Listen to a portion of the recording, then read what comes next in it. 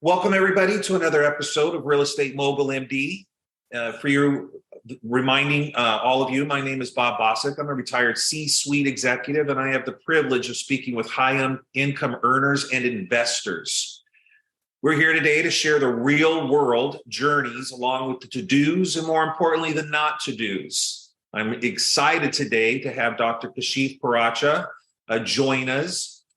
He is a very interesting man and is doing a lot of different things. He works full-time as a hospitalist at Houston Methodist, clerkship director at the Department of Internal Medicine for Texas A&M, medical author, algorithms, founding member more recently with Piracha Consulting LLC, all of which I'm very interested in understanding a little bit more about, Doctor. But I'm really excited with your background and your varied interests in the various businesses that you're involved with to just understand a little bit about your journey and how you got here today. So if you could just take us through for a few minutes and tell us where you started and how it got to being involved with everything, that would be terrific. Yeah, hi. Yeah, thank you so much for inviting me for this session. I really appreciate the opportunity. And basically, my journey actually started when I finished my medical school back in 2000. And I finished my medical school in Pakistan, and then I moved to the United States. And I did my initial training in internal medicine in Savannah, Georgia from 2003 to 2006. And then after that, I started my clinical practice as a hospitalist. And actually, I did that for about 6 years until 2012, when I decided to do subspecialty training in nephrology, which I performed from 2012 to 2014. And then after that, I've been in clinical practice, initially as a nephrologist, and then lately as a hospitalist. And along the way, I started to broaden my impact. And other than just seeing patients, I wanted to get involved with other things like teaching. And so I was offered an opportunity to become clerkship director for Texas A&M School of Medicine when their students started coming to our hospital for their clinical rotations. So I started running the internal medicine program that I've been running now. It's in its fourth year, and I head the internal medicine department, and I have faculty that also take care of the students. Some of the other things that I've been doing also as I've been working with MedStudy. MedStudies, they make board review products for internal medicine and pediatrics. So I've been involved with their internal medicine board review curriculum as a section editor, and I also overlook some of the questions and answers that they prepare for the doctors. The algorithms that you mentioned is another project. So I create medical algorithms, and some of them are. So for the medical algorithm, basically what I do is that I create algorithms because, in medicine, a lot of decision making is a stepwise process where you can have a patient that comes in with chest pain, and then you talk about if the patient has this finding, then you go down this pathway. If the patient has some other findings, you go down a different pathway. So it's sort of a flow. You can call it a flow chart or algorithm, and they are actually very helpful in order to work up a patient properly, because different presenting symptoms would have a different algorithmic process to work those patients up. So I started making some of them, and they were very well received.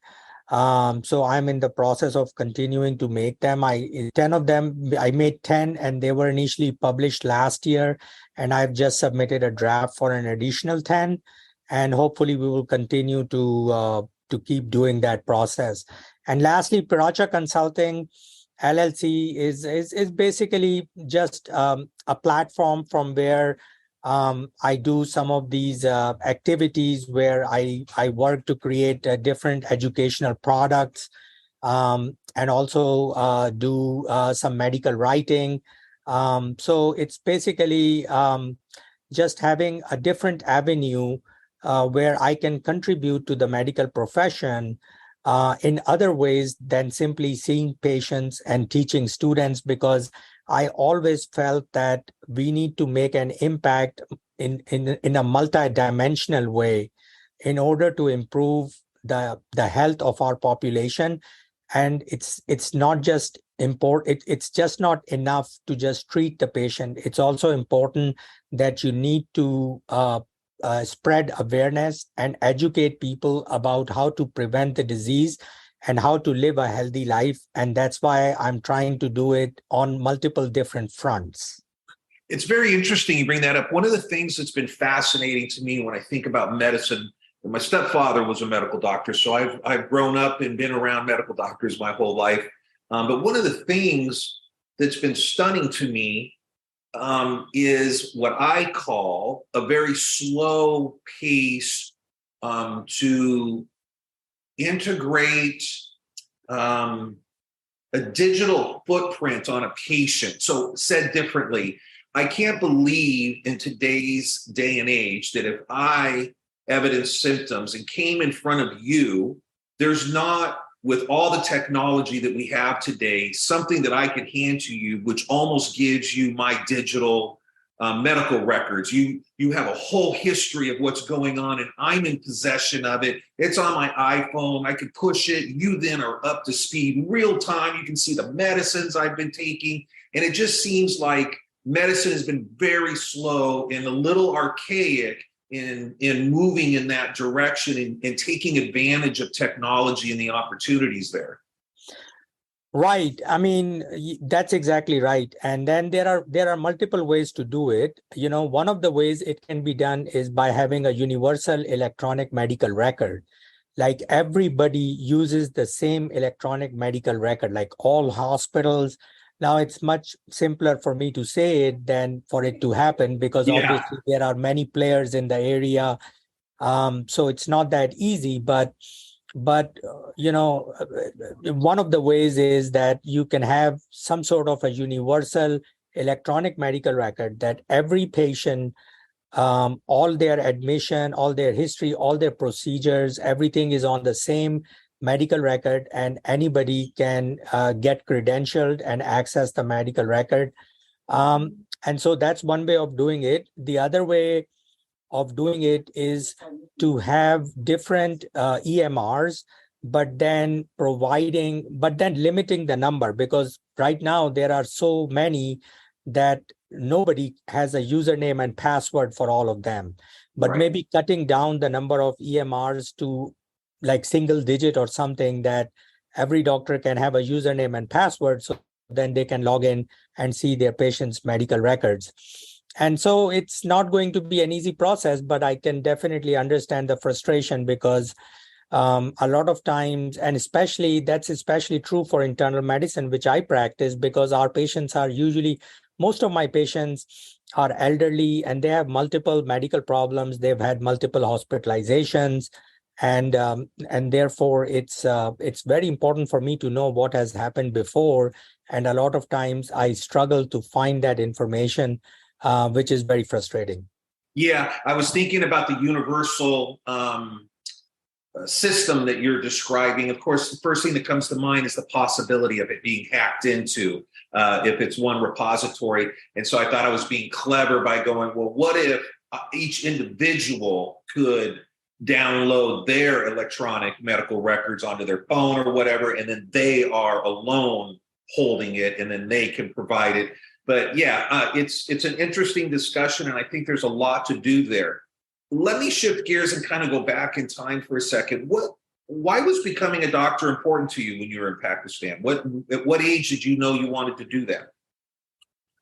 Well, I wanted to know it pretty early on, because I realized that you can take whichever profession you want to go in, but if a profession that you go in which you can alleviate people's suffering, and if somebody is hurting, you can provide relief to them, then there is no other profession like that, right? I mean, you can be an architect and you can build houses, and people live in houses. I live in a house.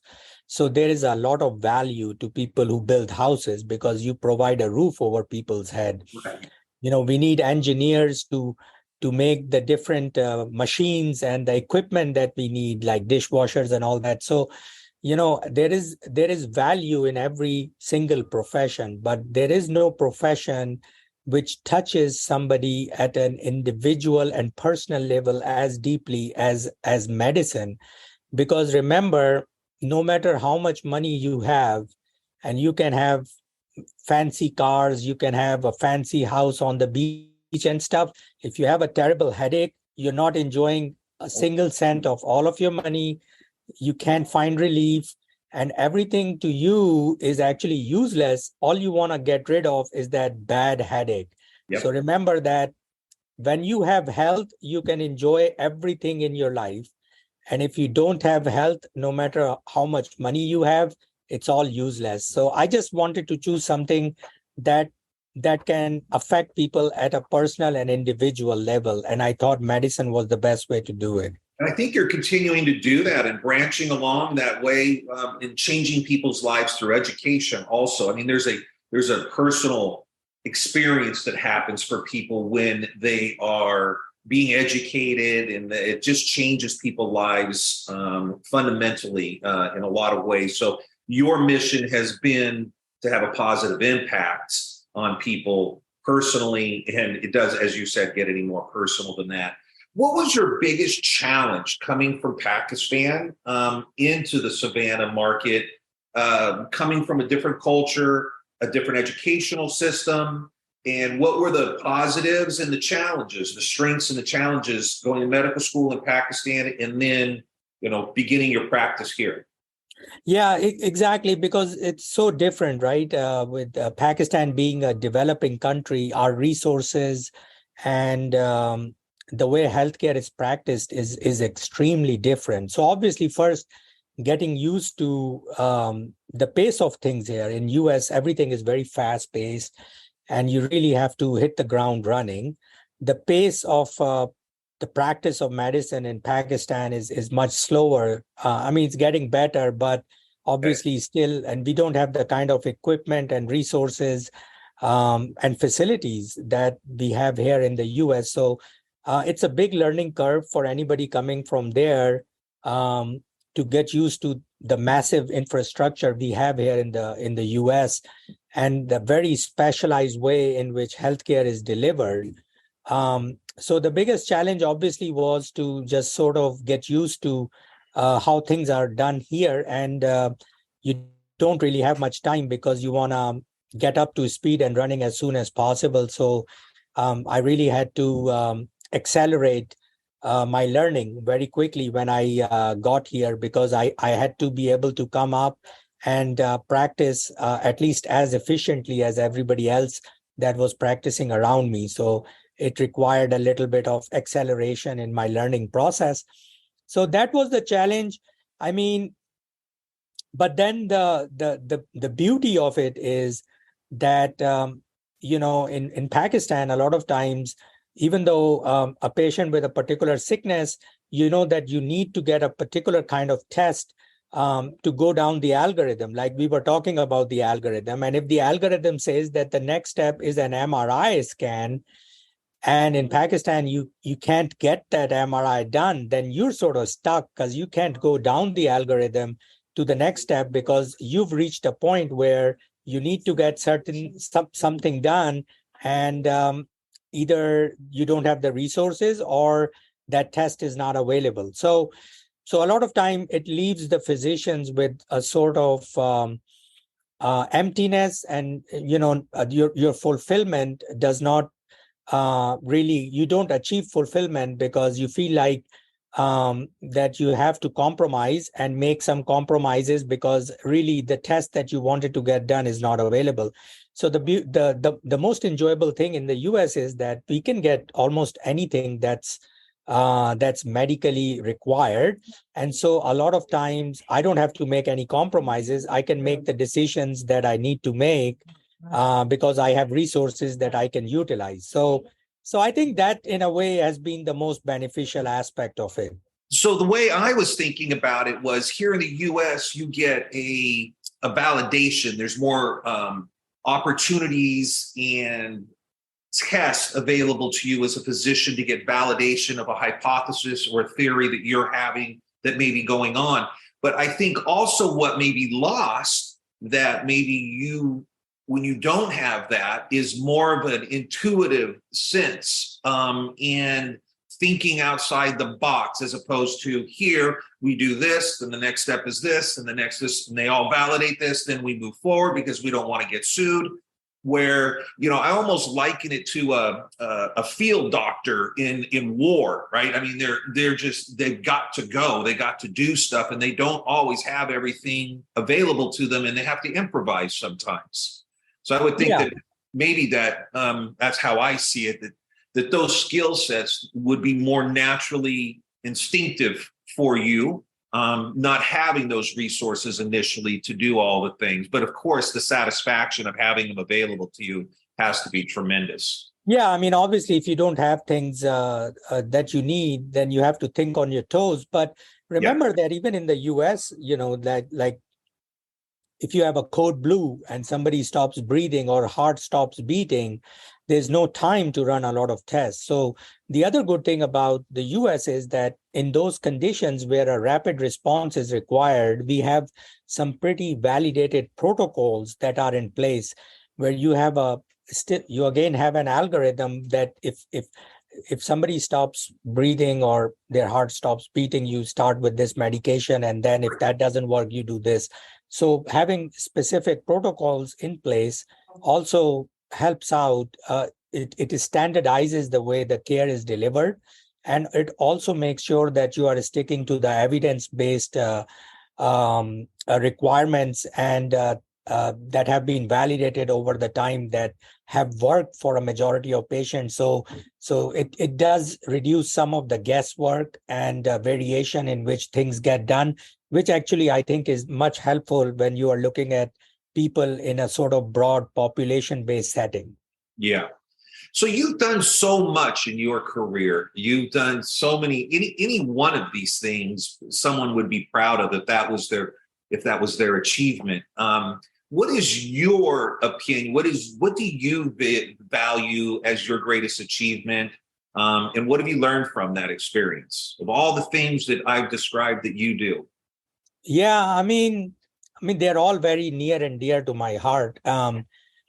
Obviously, helping patients and treating them and taking their pain and suffering away is probably the most. It was what drove me to medicine, and it still is what gives me the greatest pleasure. But the other things are also very near and dear because just like teaching medical students, what that means is that I'm not going to be around forever, but if I can teach some medical students what I know, then hopefully I have placed a surrogate in my place when I'm no longer around. They can continue to do the work that I started. And Your I think legacy. that's the way we continue to do good work through generations, is by training people who are coming behind us to continue the work. So that's why having multidimensional impact is important, because you can do things in so many different ways. But obviously, if you ask me what's the best part, is again, taking care of patients, taking care of their pain, making sure that we can give them some relief is still the most satisfying aspect. As a percentage of your overall day and time in a week, what is the amount that's still dedicated to patient care and versus the others? Does it represent 80, 90% of your time? I'd say about 75%. 75. Okay. Yeah. Very good.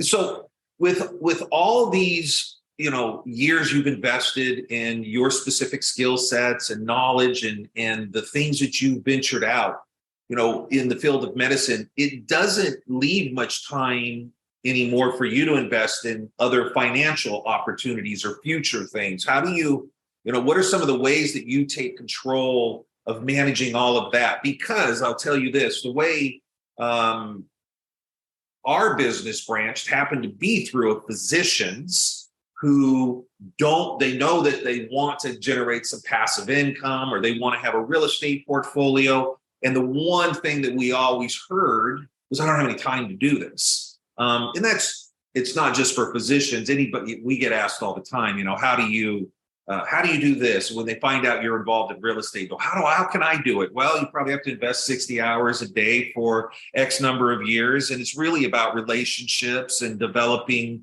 the relationships of all the integrated services that go around our particular business. So how do you find time to invest about thinking into your financial future? Right. So, things have become much easier now. So, obviously, there a lot of people are interested in real estate, and a lot of people are investing in real estate. But the thing is that there are many ways of investing in real estate, and you really don't need to spend a lot of time, because since the Jobs Act was passed in 2012, and with the crowdfunding platforms that are available to accredited investors can now invest in real estate deals pretty easily, and they can share the benefits of having a real estate portfolio without actually having to go and look for a property and buying it and renovating it.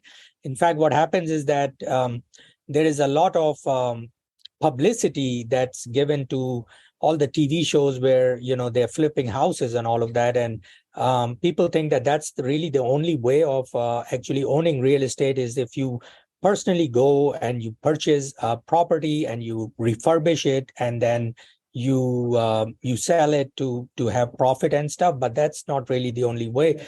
You can invest in crowdfunding platforms as an accredited investor, and you can just sit on the sidelines and then generate passive income from that. So that's something that I think everyone should actually take a look at. If you're an accredited investor and you meet the requirements, you can get a pretty decent return depending upon market conditions and the sponsor who's managing the property. Yeah. So that's one of the ways I've been investing in real estate. Other than that, obviously everybody's invested in the stock market, Sure. and that's also pretty easy. There are so many, exchange traded funds and mutual funds and all sorts of financial vehicles that you can invest in pretty easily, and through your online brokerages and stuff. I think in this day and age, a bigger issue is to find the best investment to put money in, but investing itself is not that tedious, because there are so many ways you can. You're probably having an embarrassment of riches and really having to choose which one is the best one. There is no lack of choices in 2023, Yeah. What I learned a long time ago, I first got involved with a syndicate when I was, it's probably 25 years ago, and I was an early entered into the syndicate early. So I got preferred rates, et cetera. And, essentially it was, hey, give me $100,000 for 14 months, 18 months. I'll give you this guaranteed interest rate return, which isn't what you normally get, but that's what I was able to get.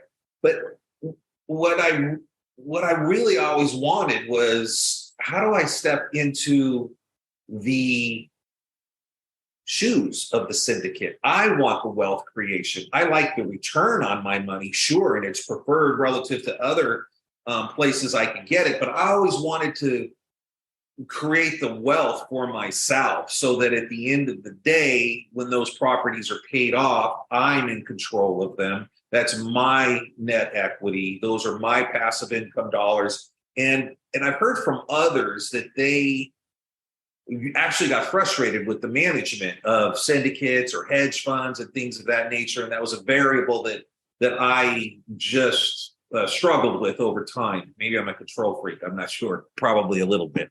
Let me shift gears with you because it's terrific to talk to somebody that has your level of experience and wisdom. So if you could go back, I'll do a hypothetical here. If you could go back in time and tell your 30-year-old self something, what would it be that you'd want your 30-year-old self to know that you now know today?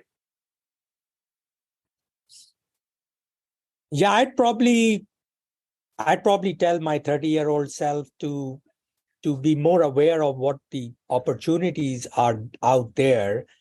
And I mean, as far as career is concerned, I wouldn't do anything different, because whatever I've done in my medical career is something that I've had a lot of satisfaction with. But I would certainly could have invested better and be aware of, when I was 30 years old, I knew very little about investing. And for a long period of time, I was not investing the way that I would if I go back to being 30 years old again. Yeah. And that would give me a lot of time for my investments and savings to multiply. Yep. What I would tell my 30-year-old is to start early, even if it's small quantities, and just start in the habit of putting money away and let the compound interest math play a part over the years. So what I did was, in fact, it's very nice you asked me about that, because I just opened a brokerage account, a supervised brokerage account for my 16-year-old daughter. So she has a brokerage account, which is obviously supervised because she's still a minor.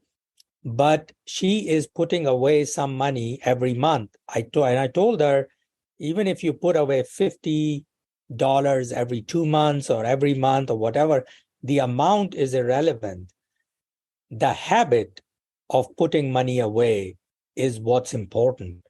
You need to develop a habit that you are not going to, even if it's pocket money, that if whatever pocket money you get, you are not going to spend 100% of it.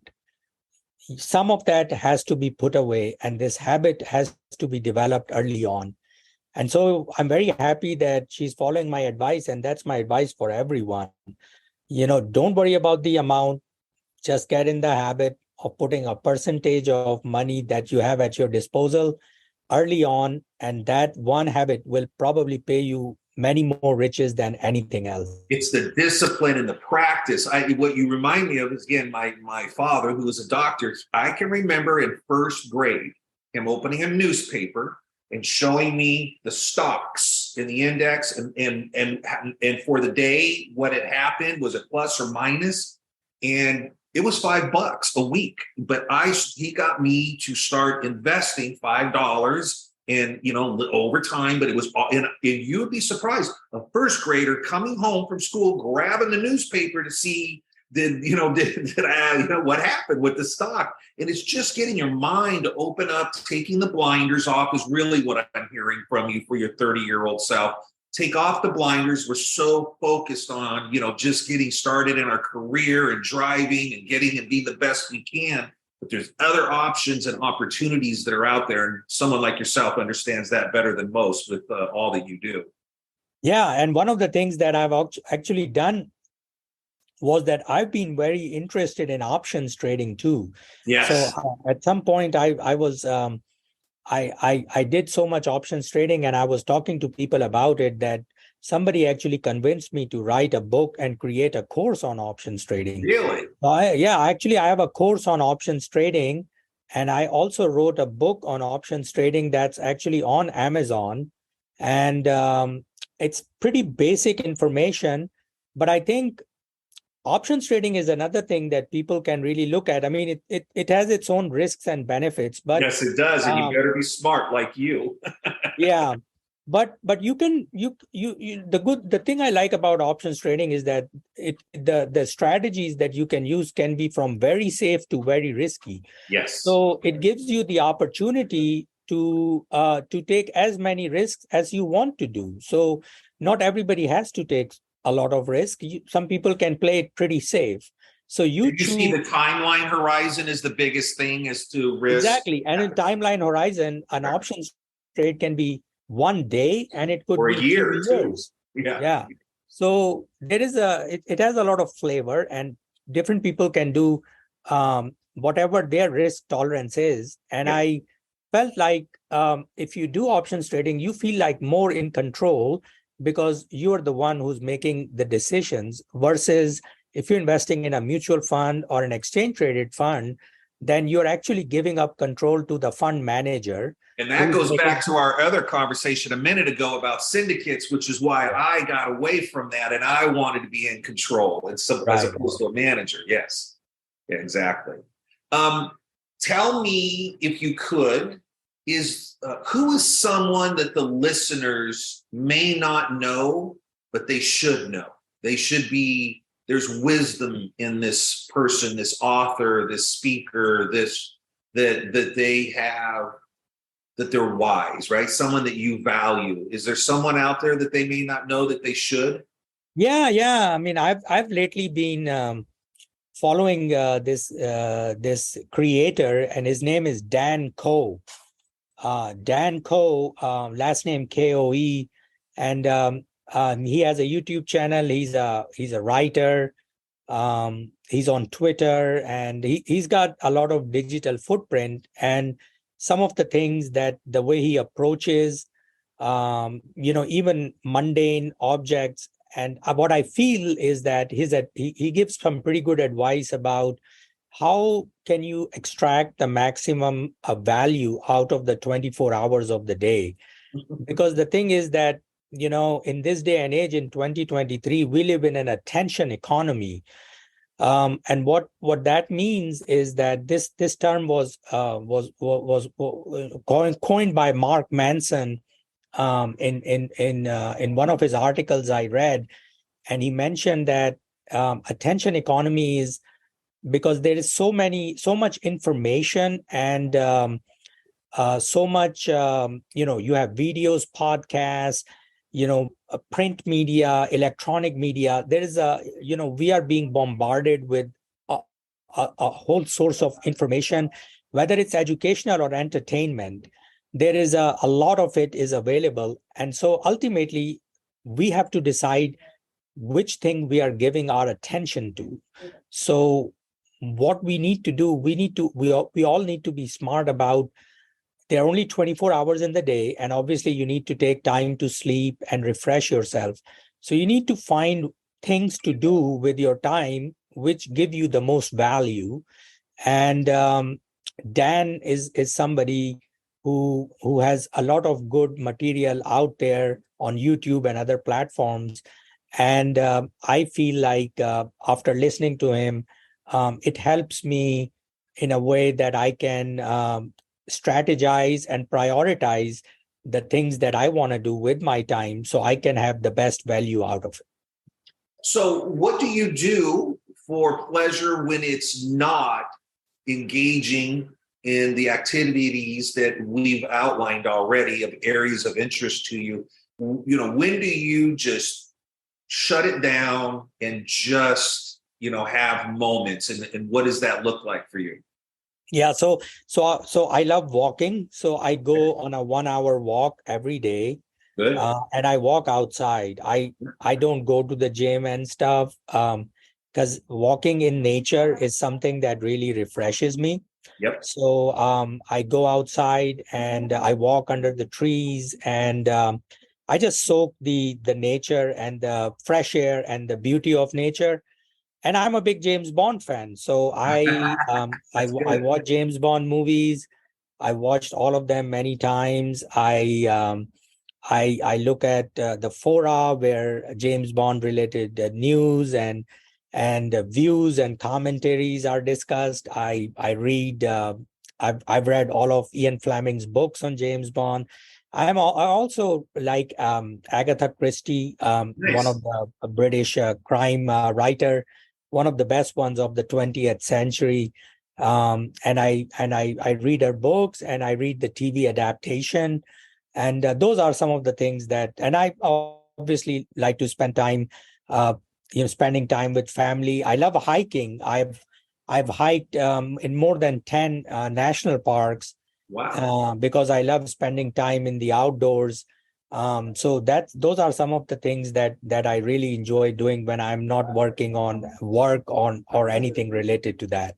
Can you get yourself in a meditative state on your walks where you're not thinking about projects or activities that are things that we've described? You can just allow your mind to decompress and refresh. Yeah, because when I'm walking, I listen to James Bond related. You got the audio on. Yeah. So that's just relaxation time. I'm not thinking anything medicine related, investment related. It's pure connecting with nature and enjoying your walk outside. Do you have to calendar that because you're so busy with so many different things going on? Do you find yourself having to be organized and really committed to making sure that I dedicate some quiet time for myself?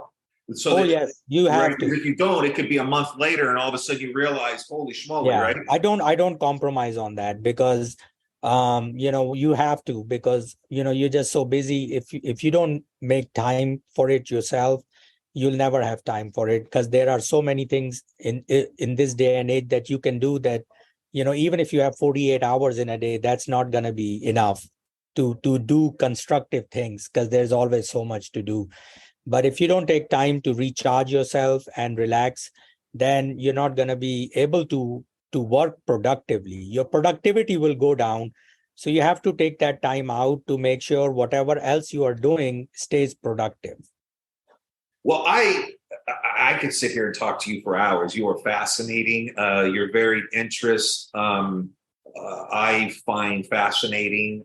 One area we didn't talk about was insurance, health insurance, and the challenges that doctors are faced with today, managing through all of that, the algorithms that you've described. What are some locations?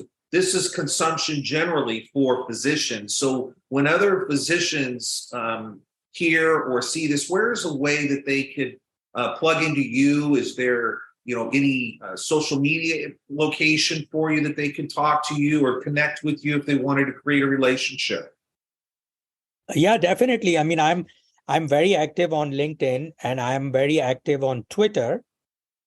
And I also have a YouTube channel. So I'm very active on these three different social media outlets: Twitter, LinkedIn, and YouTube. And they can connect with me, and they can. I share different kind of resources. I share educational content for medical students that follow me, and I also share strategies for physicians to become more optimal with their time, especially strategies to unwind and decompress and prevent burnout. And so basically I'm available on social media, and they can always connect with me, and I'd be happy to get to know as many of them as possible. And on YouTube, they just punch in Kashif Piracha. Is that correct? So on YouTube, I have my YouTube channel. It's called Peak Learning System. Learning System. But they can just even put Kashif Piracha, and I'm sure they can find me over there. And what's the name of the book that you've authored? So a primer on options trading for medical professionals. Good. Okay. Very good. Excellent. Well, I have been delighted talking with you today. You're a fascinating individual, and I look forward to having other opportunities in the future to spend a little bit of time with you. That would be terrific. And is there anything else that you think would be valuable to our listeners today? I mean, at the end of the day, I just want to say that basically, creativity is important. In this day and age, creativity is very important. And I think that's one thing that doesn't get said as often. We all are capable of creating something. And, a lot of times we get in the rhythm of just going through the motions, going through the motions, and life can become very monotonous. But if you are passionate about something and you can create a product or a service or something that you have done for yourself and it has helped you, even if it has helped you in a small way, it doesn't have to be a multi-billion-dollar industry. I'm sure that there are other people out there who have the same problem, and whatever you've created that has helped you will help other people. So people should try to give their creativity more chances to flourish and create things. It could be content, it could be service, it could be anything. But I think the way that you can contribute to society uh, there are so many different pathways available to improve things in the society that everybody should be able to contribute so much more that they are doing right now. They just need to believe in themselves and they just need to put their creativity to work. And if all of us work together, it will create a world of difference. You're an amazing man, and it's been terrific talking with you, Dr. Piracha. Thank you so much for giving us your time and sharing some of your wisdom and some of your interest. It's been terrific, and I appreciate it very much. And thank you so much for inviting me to come on this podcast. It has been wonderful to talk to you. And I'm really happy that you provided me with a platform to share some of my views and opinions. And I hope that your listeners out there will benefit. And I again, thank you so much for giving me this opportunity.